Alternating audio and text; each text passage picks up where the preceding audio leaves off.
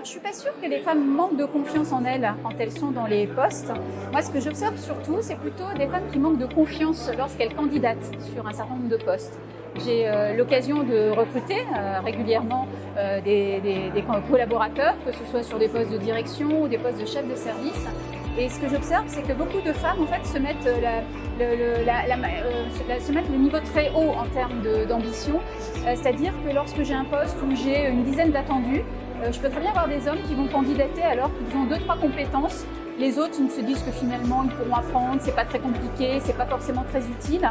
Et moi, ce que je constate, c'est qu'on a beaucoup de femmes qui souvent se disent « mais là, je vais candidater que quand je cocherai 8 ou 9 cases sur les 10 ». Donc souvent, elles se mettent la barre très haut en termes d'attendus. Donc voilà, ce que je conseille souvent, c'est de se dire « mais finalement, qu'est-ce que je ferais si j'avais pas peur ?» Voilà, je constate souvent beaucoup de peurs d'ailleurs qui ne sont pas fondées. Et voilà, et moi, c'est de dire « mais qu'est-ce que je ferais si j'avais pas peur ?» Prendre des décisions quand on n'a pas peur. Alors je pense qu'on progresse beaucoup et puis là je vais faire une petite page de pub pour la Banque de France où on a bien progressé ces dernières années. C'est-à-dire qu'on a un patron, François Villeroy de Galhau, qui fait vraiment l'effort de promouvoir la parité et les femmes dans les postes de direction. Je pense qu'on a tout simplement le poids de l'histoire. D'une, parce qu'évidemment, pour arriver directeur, DG, il faut déjà avoir cranté dans des postes, un certain nombre de postes. On n'arrive pas DG à 25 ans, hein, restons quand même modestes.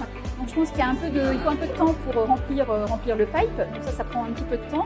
Et puis je pense qu'encore, il y a un défaut de rôle modèle. Donc moi, je suis clairement pas en faveur des quotas, mais je suis vraiment en faveur des rôles modèles.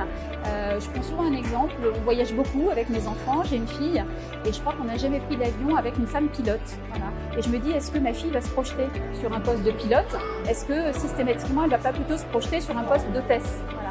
Donc tant qu'on n'aura pas des rôles modèles, tant qu'on n'aura pas suffisamment de femmes sur des postes plus visibles, sur des postes de responsabilité, je pense qu'on aura peut-être un défaut de candidature parce qu'on n'a pas cette image. Alors, effectivement, on est partenaire, on est mécène de la Fondation des femmes qui a organisé ce train qui a sillonné la France là, sur une dizaine de jours. Je pense qu'il arrive aujourd'hui à Paris. On était à Lille au train de l'égalité, le train pour l'égalité ce dimanche. Je crois que c'est vraiment une action qui est très visible. J'ai visité également le train avec on a plusieurs wagons qui sont très pédagogiques sur un certain nombre de sujets, sur le planning familial, sur les violences faites aux femmes.